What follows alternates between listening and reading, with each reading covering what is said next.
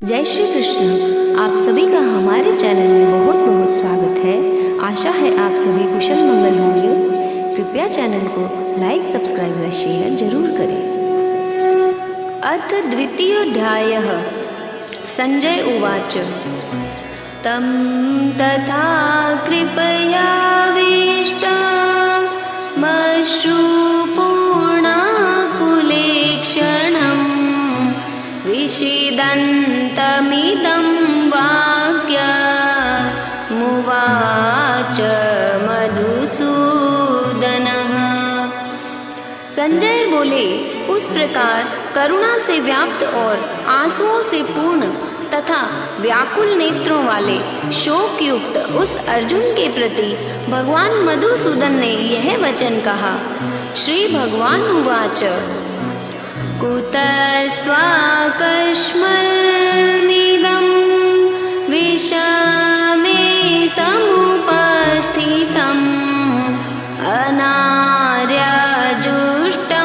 स्वर्ग्यं कीर्तिकरमर्जुन। श्री भगवान बोले, हे अर्जुन, तुझे इस असमय में यह मोह किस हेतु से प्राप्त हुआ? क्योंकि न तो यह श्रेष्ठ पुरुषों द्वारा आचरित है, न स्वर्ग को देने वाला है और न कीर्ति को करने वाला ही है। क्लैब्यमास्मगमः पार्थ नैतत्त्वय्युपपद्यते शूद्रं हृदय दौर्बल्यं त्यक्त्वोत्तिष्ठ परन्तप। इसलिए हे अर्जुन, नपुंसकता को मत प्राप्त हो, तुझमें यह उचित नहीं जान पड़ती। हे परंतप, हृदय की तुच्छ दुर्बलता को त्याग कर युद्ध के लिए खड़ा हो जा। अर्जुन उवाच कथं भीष्ममहं संख्ये द्रोणं च मधुसूदन इषुभिः प्रतियोत्स्यामि पूजार्हा वरिसूदन। अर्जुन बोले, हे मधुसूदन, मैं रणभूमि में किस प्रकार बाणों से भीष्म पितामह और द्रोणाचार्य के विरुद्ध लड़ूंगा, क्योंकि हे अरिसूदन, वे दोनों ही पूजनीय हैं। गुरून् हत्वा हि महानुभावान् श्रेयो भोक्तुं वैक्षम्पिह लोके हत्वार्थकामांस्तु गुरूनिह भुञ्जीय भोगान् रुधिरप्रदिग्धान्। इसलिए इन महानुभाव गुरुजनों को न मारकर मैं इस लोक में भिक्षा का अन्न भी खाना कल्याणकारक समझता हूँ, क्योंकि गुरुजनों को मारकर भी इस लोक में रुधिर से सने हुए अर्थ और काम रूप भोगों को ही तो भोगूंगा। नैचैतद्विद्मः कतरन्नो गरीयो यद्वा जयेन्यदीवानो जयेयुः यानेव हत्वा न जिजीविषां स्तेव स्थितः प्रमुखे धार्तराष्ट्रः। हम यह भी नहीं जानते कि हमारे लिए युद्ध करना और न करना, इन दोनों में से कौन सा श्रेष्ठ है, अथवा यह भी नहीं जानते कि उन्हें हम जीतेंगे या हमको वे जीतेंगे, और जिनको मारकर हम जीना भी नहीं चाहते, वे ही हमारे आत्मीय धृतराष्ट्र के पुत्र हमारे मुकाबले में खड़े हैं। कार्पण्यदोषोपहत स्वभावः पृच्छामि त्वां धर्मसम्मूढचेतः यच्छ्रेयः स्यान्निश्चितं ब्रूहि ब्रूहि तन्मे शिष्येस्तेऽहं शाधिमां त्वां प्रपन्नम्। इसलिए कायरता रूप दोष से उपहत हुए स्वभाव वाला तथा धर्म के विषय में मोहित चित्त हुआ मैं आपसे पूछता हूँ कि जो साधन निश्चित कल्याणकारक हो वह मेरे लिए कहिए, क्योंकि मैं आपका शिष्य हूँ, इसलिए आपके शरण हुए मुझको शिक्षा दीजिए। नहि प्रपश्यामि ममापनुद्याद्यच्छोकमुच्छोषणमिन्द्रियाणाम् अवाप्य भूमावसपत्नमृद्धं राज्यं सुराणामपि चाधिपत्यम्। क्योंकि भूमि में निष्कंटक धन धान्य संपन्न राज्य को और देवताओं के स्वामी बने को प्राप्त होकर भी मैं उस उपाय को नहीं देखता हूँ जो मेरी इंद्रियों के सुखाने वाले शोक को दूर कर सके।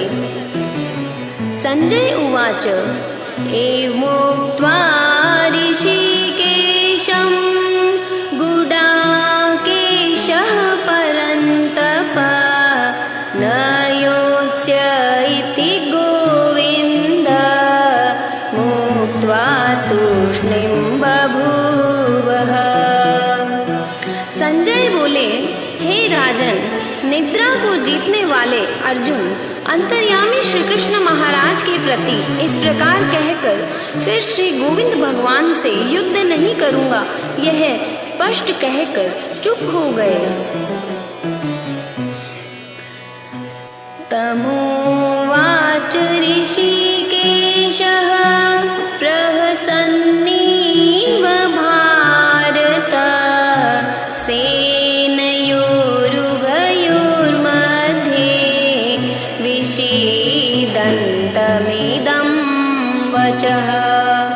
हे भरतवंशी धृतराष्ट्र, अंतर्यामी श्री कृष्ण महाराज दोनों सेनाओं के बीच में शोक करते हुए उस अर्जुन को हंसते हुए से यह वचन बोले।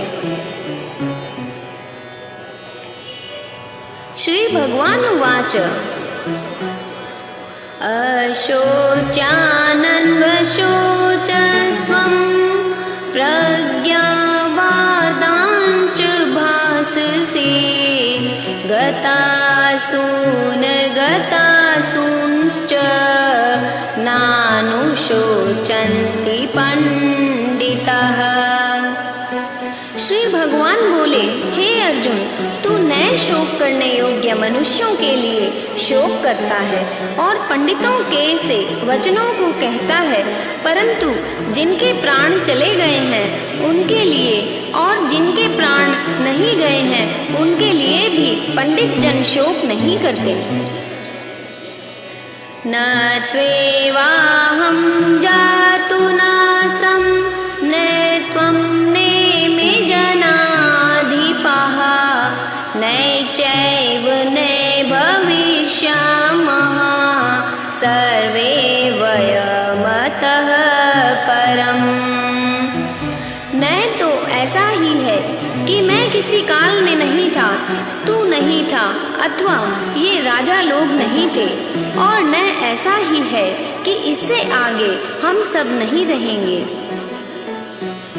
देहिनोऽस्मिन् यथा देहे कौमारं यौवनं जरा तथा देहान्तर्प्राप्तिर्धीरस्तत्र न मूयति। जैसे जीवात्मा की इस देह में बालकपन, जवानी और वृद्धावस्था होती है, वैसे ही अन्य शरीर की प्राप्ति होती है। उस विषय में धीर पुरुष मोहित नहीं होता। मात्रा स्पर्शास्तु कौन्तेय शीतोष्ण सुख दुख दाह आगमापायिनो नेत्या स्थितिक्षस्व भारत।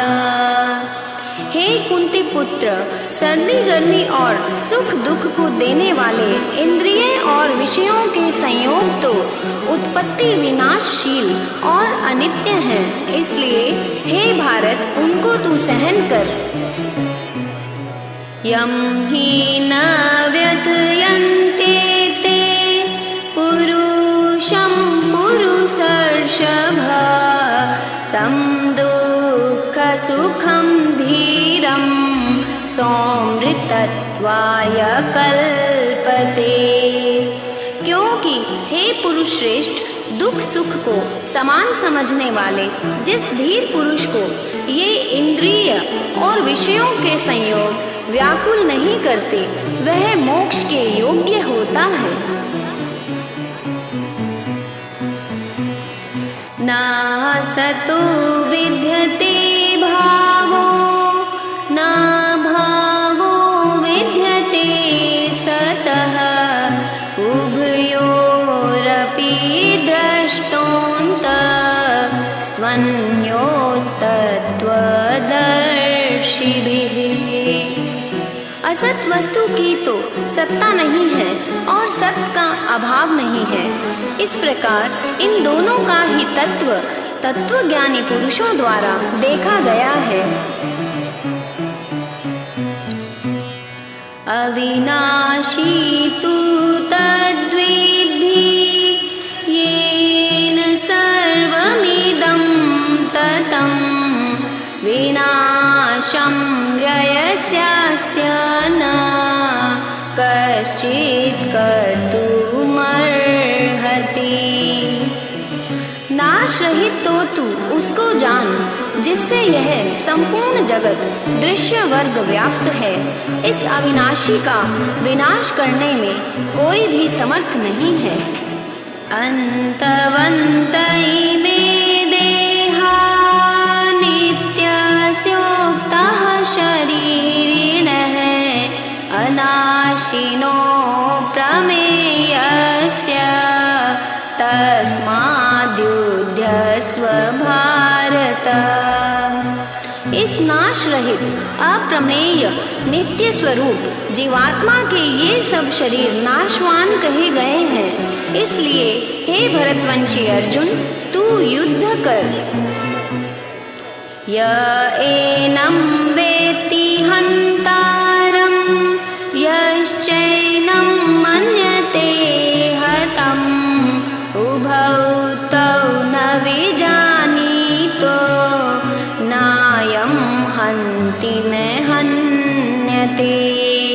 जो इस आत्मा को मारने वाला समझता है तथा जो इसको मरा मानता है, वे दोनों ही नहीं जानते, क्योंकि यह आत्मा वास्तव में न तो किसी को मारता है और न किसी के द्वारा मारा जाता है। नैजायते म्रियते वा कदाचिन्नायं भूत्वा भविता वा न भूयः अजो नित्यः शाश्वतोऽयं पुराणो न हन्यते हन्यमाने शरीरे। यह आत्मा किसी काल में भी न तो जन्मता है और न मरता ही है तथा न यह उत्पन्न होकर फिर होने वाला ही है, क्योंकि यह अजन्मा नित्य सनातन और पुरातन है। शरीर के मारे जाने पर भी यह नहीं मारा जाता। वेदा विनाशीनं नित्यं य एनं जं व्ययं कथं स पुरुषः पार्थ कं घात्यति हन्तिकम्। हे प्रतापुत्र अर्जुन, जो पुरुष इस आत्मा को नाश रहित नित्य अजन्मा और अव्यय जानता है, वह पुरुष कैसे किसको मरवाता है और कैसे किसको मारता है।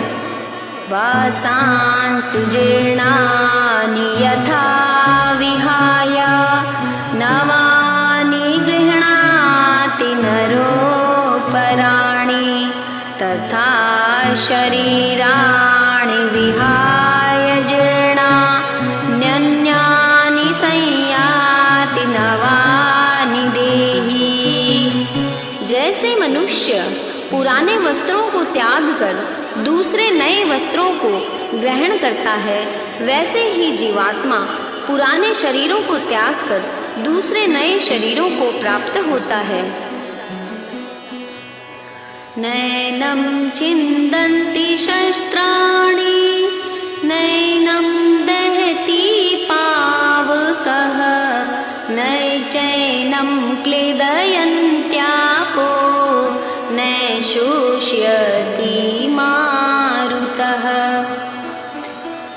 इस आत्मा को शस्त्र नहीं काट सकते, इसको आग नहीं जला सकती, इसको जल नहीं गला सकता और वायु नहीं सुखा सकता।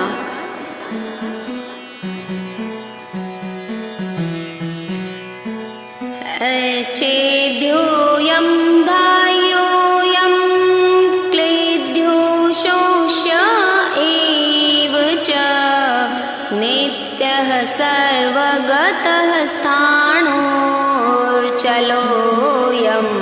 सनातनः।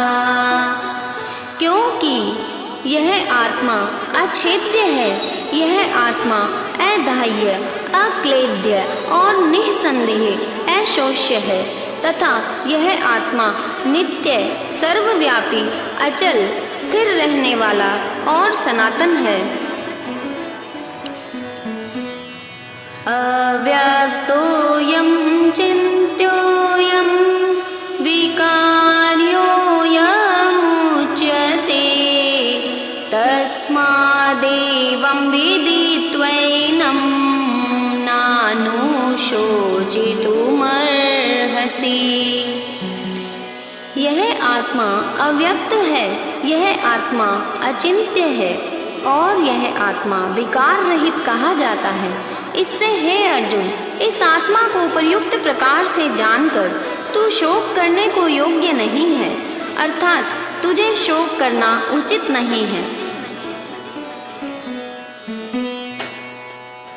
अथ चैनं नित्यजातं नित्यं वा मन्यसे मृतं तथापि त्वं महाबाहो नैवं शोचितुमर्हसि।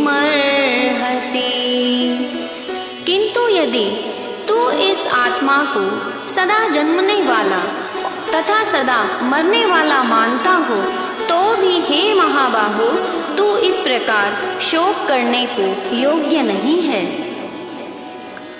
जातस्य हि ध्रुवो मृत्युर्ध्रुवं जन्म मृतस्य च तस्मादपरिहार्येथे नैत्वं शोचितुमर्हसि। क्योंकि इस मान्यता के अनुसार जन्मे हुए की मृत्यु निश्चित है और मरे हुए का जन्म निश्चित है, इससे भी इस बिना उपाय वाले विषय में तू शोक करने को योग्य नहीं है। अव्यक्तादीनि भूतानि व्यक्तमध्यानि भारत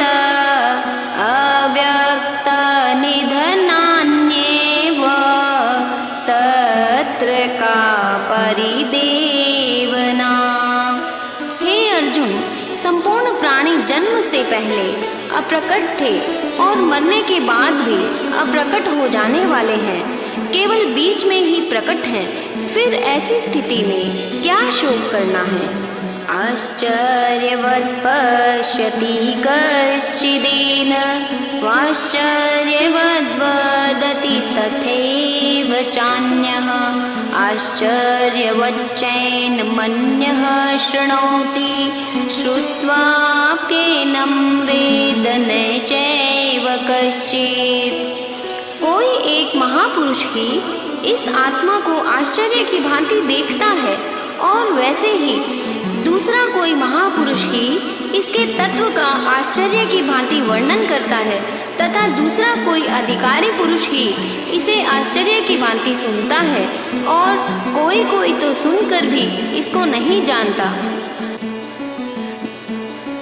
देहि नित्यं वध्योऽयं देहे सर्वस्य भारत तस्मात् सर्वाणि भूतानि नैत्वं शोचितुमर्हसि। हे अर्जुन, यह आत्मा सबके शरीरों में सदा ही अवध्य है। इस प्रकार संपूर्ण प्राणियों के लिए तू शोक करने के योग्य नहीं है। स्वधर्ममपि चावेक्ष्य न विकम्पितुमर्हसि धर्म्याधियुद्धात् श्रेयो न्यक्षत्रियस्य न विद्यते। तथा अपने धर्म को देखकर भी तू भय करने योग्य नहीं है, अर्थात तुझे भय नहीं करना चाहिए, क्योंकि क्षत्रिय के लिए धर्मयुक्त युद्ध से बढ़कर दूसरा कोई कल्याणकारी कर्तव्य नहीं है। यदृच्छया चोपपन्नं स्वर्गद्वारं पावृतं सुखिनः क्षत्रियाः पार्थ लभन्ते युद्धमीदृशम्। हे पार्थ, अपने आप प्राप्त हुए और खुले हुए स्वर्ग के द्वार रूप इस प्रकार के युद्ध को भाग्यवान क्षत्रिय लोग ही पाते हैं। अथ चेत्त्वमिमं धर्म्यं संग्रामं न करिष्यसि ततः स्वधर्मं कीर्तिं च हित्वा पापं वाप्स्यसि। किंतु यदि तू इस धर्मयुक्त युद्ध को नहीं करेगा तो स्वधर्म और कीर्ति को खोकर पाप को प्राप्त होगा। अकीर्तिं चापि भूतानि कथयिष्यन्ति ते व्ययां संभावितस्य च कीर्तिर्मरणादतिरिच्यते। तथा सब लोग तेरी बहुत काल तक रहने वाली अपकीर्ति का भी कथन करेंगे और माननीय पुरुष के लिए अपकीर्ति मरण से भी बढ़कर है। भयाद्रणादुपर्तं मन्स्यन्ते त्वां महारथः येषां च त्वं बहुमतो भूत्वा यास्यसि लाघवम्।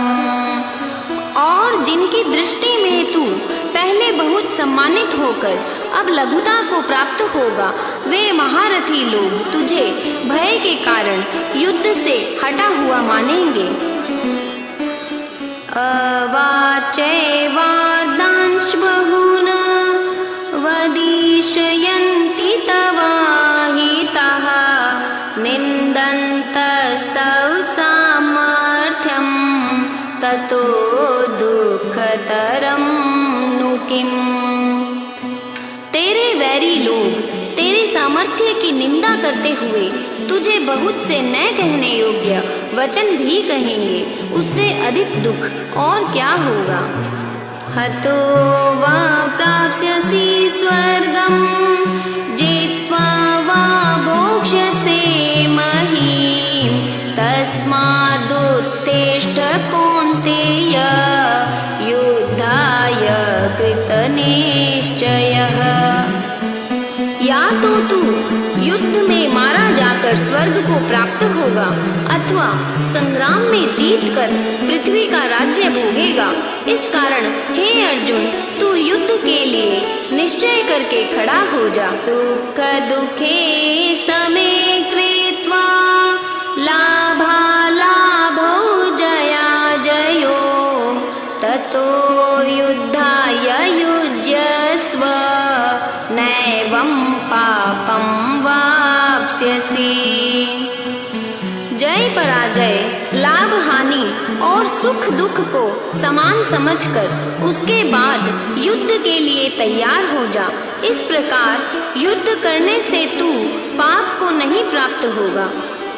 एषा ते विहिता सांख्ये बुद्धिर्योगे त्विमां शृणु बुद्धया युक्तो यया पार्थ कर्मबन्धं प्रहास्यसि। हे पार्थ, यह बुद्धि तेरे लिए ज्ञान योग के विषय में कही गई और अब तू इसको कर्म योग के विषय में सुन। जिस बुद्धि से युक्त हुआ तू कर्मों के बंधन को भली भांति त्याग देगा अर्थात सर्वथा नष्ट कर डालेगा। नेहाभिक्रम नाशोस्ति प्रत्यवायो न विद्यते स्वल्पमप्यस्य धर्मस्य त्रायते महतो भयात्। इस कर्म योग में आरंभ का अर्थात बीज का नाश नहीं है और उल्टा फल रूप दोष भी नहीं है, बल्कि इस कर्म योग रूप धर्म का थोड़ा सा भी साधन जन्म मृत्यु रूप महान भय से रक्षा कर लेता है। व्यवसायात्मिका बुद्धि रेकेह कुरु नंदन बहुशाखायानन्ताश्च बुद्धयो व्यवसायिनाम्। हे अर्जुन, इस कर्म योग में निश्चयात्मिका बुद्धि एक ही होती है, किंतु अस्थिर विचार वाले विवेकहीन सकाम मनुष्यों की बुद्धियां निश्चित ही बहुत भेदों वाली और अनंत होती हैं। यामीमां पुष्पितां वाचं प्रवदन्त्यविपश्चितः वेदवादरतः पार्थ नान्यदस्तीति वादिनः। कामात्मानः स्वर्गपरा जन्म कर्म फलप्रदां क्रिया विशेष बहुलां भोगैश्वर्य गतिं प्रति। भोगैश्वर्य प्रसक्तानां तयापहृत चेतसां व्यवसायात्मिका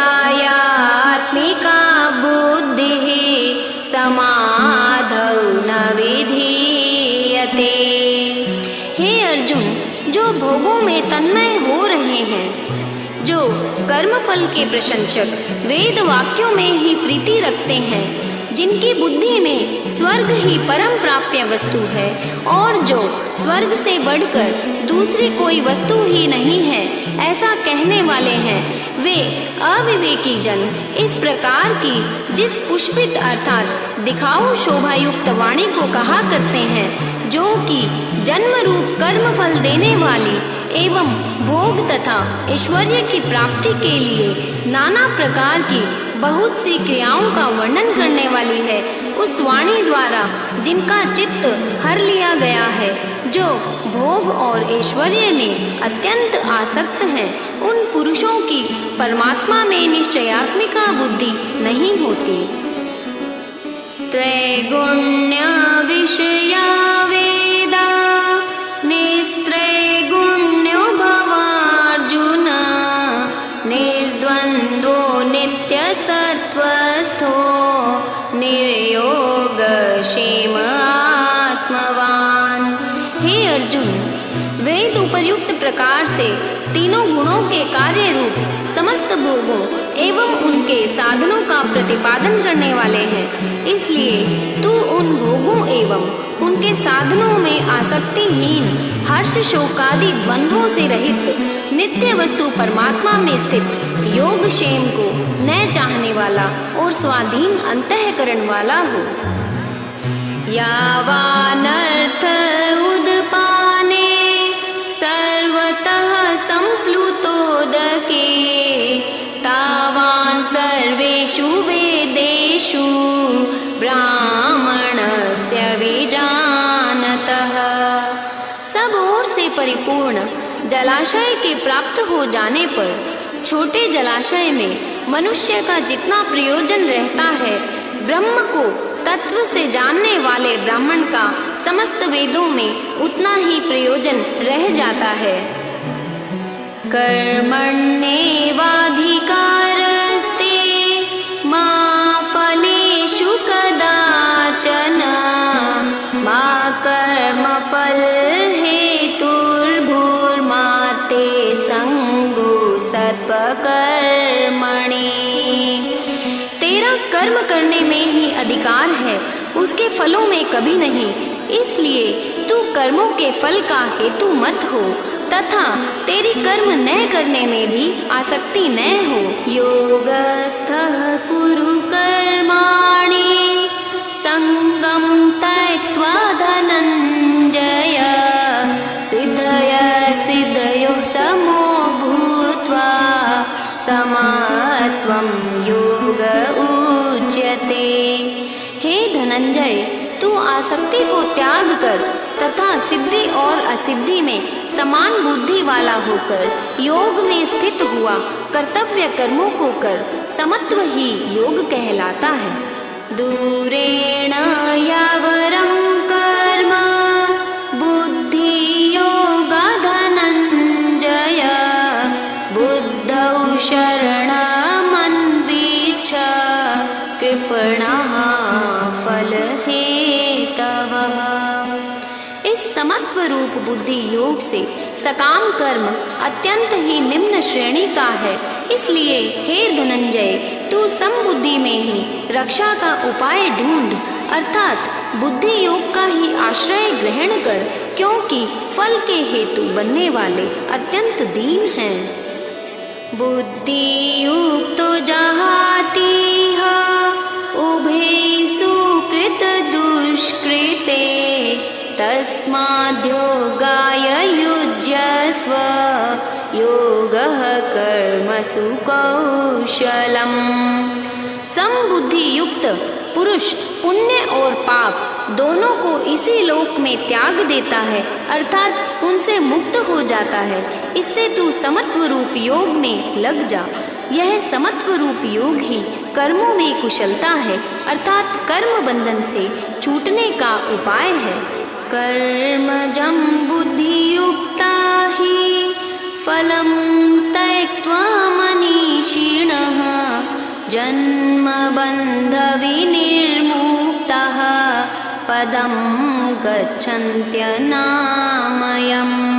क्योंकि समबुद्धि से युक्त ज्ञानी जन कर्मों से उत्पन्न होने वाले फल को त्याग कर जन्म रूप बंधन से मुक्त हो निर्विकार परम पद को प्राप्त हो जाते हैं। यदा ते मोहकलिलं बुद्धिर्व्यतितरिष्यति तदा गन्तासि निर्वेदं श्रोतव्यस्य श्रुतस्य च।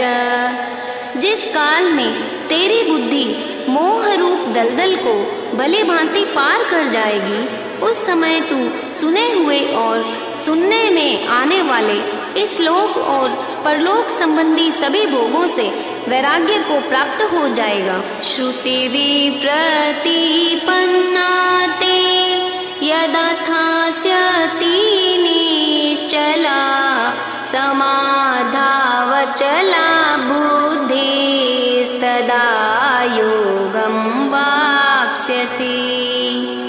भांति भांति के वचनों को सुनने से विचलित हुई तेरी बुद्धि जब परमात्मा में अचल और स्थिर ठहर जाएगी, तब तू योग को प्राप्त हो जाएगा, अर्थात तेरा परमात्मा से नित्य संयोग हो जाएगा। अर्जुन उवाच स्थितप्रज्ञस्य एका भाषा समाधिस्थस्य केशव स्थितदिः किं प्रभासेत किमासीत व्रजेत किम्। अर्जुन बोले, हे केशव, समाधि में स्थित परमात्मा को प्राप्त हुए स्थिर बुद्धि पुरुष का क्या लक्षण है? वह स्थिर बुद्धि पुरुष कैसे बोलता है, कैसे बैठता है, और कैसे चलता है। श्री भगवान उवाच प्रजहाति यदा कामान् सर्वान् पार्थ मनोगतान् आत्मन्येवात्मना तुष्टः स्थितप्रज्ञस्तदोच्यते। श्री भगवान बोले, हे अर्जुन, जिस काल में यह पुरुष मन में स्थित संपूर्ण कामनाओं को भली भांति त्याग देता है और आत्मा से आत्मा में ही संतुष्ट रहता है, उस काल में वह स्थित प्रज्ञ कहा जाता है। दुःखेष्वनुद्विग्नमनः सुखेषु विगतस्पृहः वीतरागभयक्रोधः स्थितधीर्मुनिरुच्यते। दुखों की प्राप्ति होने पर जिसके मन में उद्वेग नहीं होता, सुखों की प्राप्ति में जो सर्वथा निःस्पृह है तथा जिसके राग, भय और क्रोध नष्ट हो गए हैं, ऐसा मुनि स्थिर बुद्धि कहा जाता है। यह सर्वत्रानभिस्नेहस्तत्तत्प्राप्य शुभाशुभं नाभिनन्दति न द्वेष्टि तस्य प्रज्ञा प्रतिष्ठिता। जो पुरुष सर्वत्र स्नेह रहित हुआ, उस शुभ या अशुभ वस्तु को प्राप्त होकर न प्रसन्न होता है और न द्वेष करता है, उसकी बुद्धि स्थिर है। यदा संहर्ते चायं कुर्मोऽङ्गानीव सर्वशः इन्द्रियाणीन्द्रियार्थेभ्यस्तस्य प्रज्ञा प्रतिष्ठिता। और कछुआ सब ओर से अपने अंगों को जैसे समेट लेता है, वैसे ही जब यह पुरुष इंद्रियों के विषयों से इंद्रियों को सब प्रकार से हटा लेता है, तब उसकी बुद्धि स्थिर है। विषया विनिवर्तन्ते निराहारस्य देहिनः रसवर्जं रसोऽप्यस्य परं दृष्टावनिवर्तते। इंद्रियों के द्वारा विषयों को ग्रहण न करने वाले पुरुष के भी केवल विषय तो निवृत्त हो जाते हैं, परंतु उनमें रहने वाली आसक्ति निवृत्त नहीं होती। इस स्थित प्रज्ञ पुरुष की तो आसक्ति भी परमात्मा का साक्षात्कार करके निवृत्त हो जाती है। यत तो यापि कौन्तेय पुरुषस्य विपश्चितः इंद्रियाणि प्रमाथीनि हरन्ति वृषभं मनः। हे अर्जुन, आसक्ति का नाश न होने के कारण ये प्रमथन स्वभाव वाली इंद्रियां यत्न करते हुए बुद्धिमान पुरुष के मन को भी बलात् हर लेती हैं। तानि सर्वाणि संयम्य युक्त आसीत मत्परः वशे हि यस्य इंद्रियाणि तस्य प्रज्ञा प्रतिष्ठिता। इसलिए साधक को चाहिए कि वह उन संपूर्ण इंद्रियों को वश में करके समाहित चित्त हुआ मेरे परायण होकर ध्यान में बैठे, क्योंकि जिस पुरुष की इंद्रियां वश में होती हैं, उसी की बुद्धि स्थिर हो जाती है। ध्यायतो विषयान् पुंसः संगस्तेषुपजायते संगात् संजायते कामः कामात् क्रोधोऽभिजायते। विषयों का चिंतन करने वाले पुरुष की उन विषयों में आसक्ति हो जाती है, आसक्ति से उन विषयों की कामना उत्पन्न होती है और कामना में विघ्न पड़ने से क्रोध उत्पन्न होता है। क्रोधात् भवति सम्मोहः सम्मोहात्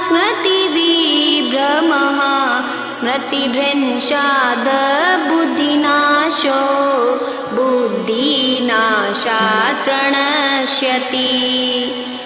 क्रोध से अत्यंत मूढ़ भाव उत्पन्न हो जाता है। मूढ़ भाव से स्मृति में भ्रम हो जाता है। स्मृति में भ्रम हो जाने से बुद्धि अर्थात ज्ञान शक्ति का नाश हो जाता है और बुद्धि का नाश हो जाने से यह पुरुष अपनी स्थिति से गिर जाता है। राग द्वेष वियुक्तस्तु विषयानिन्द्रियैश्चरन् आत्मवश्यैर्विधेयात्मा प्रसादमधिगच्छति।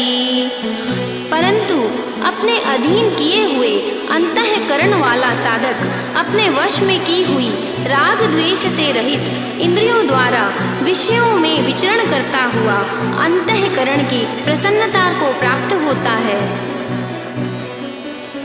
प्रसादे सर्व दुःखानां हानिरस्योपजायते प्रसन्न चेतसो याशु बुद्धिः पर्यवतिष्ठते।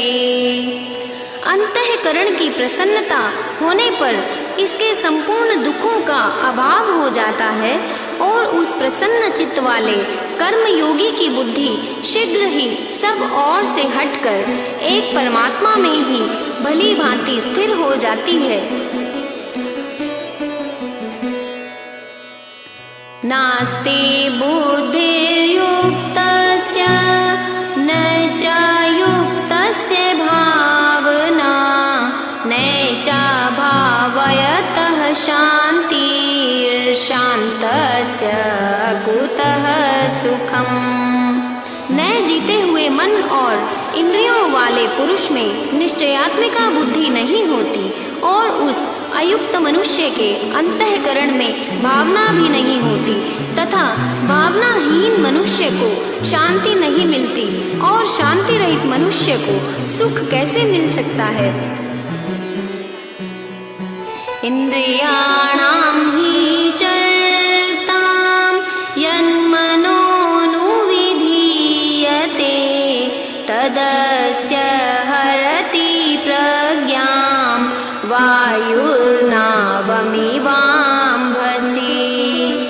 क्योंकि जैसे जल में चलने वाली नाव को वायु हर लेती है, वैसे ही विषयों में विचरती हुई इंद्रियों में से मन जिस इंद्रिय के साथ रहता है वह एक ही इंद्रिय इस अयुक्त पुरुष की बुद्धि को हर लेती है। तस्मादस्य महाबाहो निगृहीतानि सर्वशः इन्द्रियाणीन्द्रियार्थेभ्यस्तस्य प्रज्ञा प्रतिष्ठिता। इसलिए हे महाबाहो, जिस पुरुष की इंद्रियां इंद्रियों के विषयों से सब प्रकार निग्रह की हुई हैं, उसी की बुद्धि स्थिर है।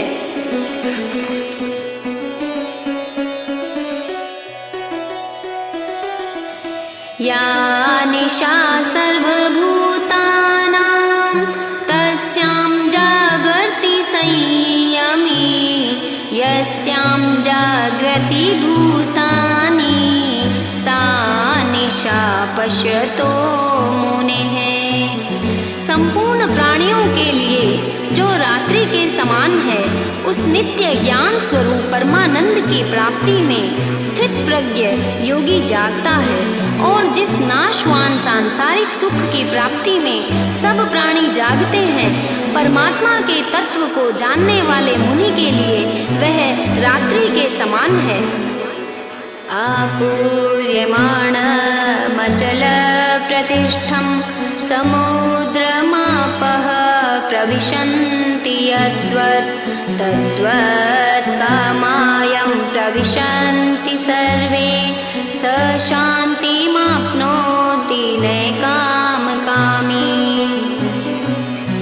जैसे नाना नदियों के जल सब ओर से परिपूर्ण अचल प्रतिष्ठा वाले समुद्र में उसको विचलित न करते हुए ही समा जाते हैं, वैसे ही सब भोग जिस स्थित प्रज्ञ पुरुष में किसी प्रकार का विकार उत्पन्न किए बिना ही समा जाते हैं, वही पुरुष परम शांति को प्राप्त होता है, भोगों को चाहने वाला नहीं। विहाय कामान्यः सर्वान् पुमांश्चरति निःस्पृहः निर्ममो निरहंकारः स शान्तिमधिगच्छति। जो पुरुष संपूर्ण कामनाओं को त्याग कर ममता रहित, अहंकार रहित और स्पृहा रहित हुआ विचरता है, वही शांति को प्राप्त होता है, अर्थात वह शांति को प्राप्त है। एषा ब्राह्मी स्थितिः पार्थ नैनां प्राप्य विमुह्यति स्थित्वा स्यामन्तकालेऽपि ब्रह्म निर्वाणमृच्छति। हे अर्जुन, यह ब्रह्म को प्राप्त हुए पुरुष की स्थिति है। इसको प्राप्त होकर योगी कभी मोहित नहीं होता और अंत काल में भी इस ब्राह्मी स्थिति में स्थित होकर ब्रह्मानंद को प्राप्त हो जाता है। ओम तत्सदिति श्रीमद् भगवद गीता सूपनिषत्सु ब्रह्म विद्यायां योग शास्त्रे श्री कृष्णार्जुन संवादे सांख्य योगो नाम द्वितीयोऽध्यायः।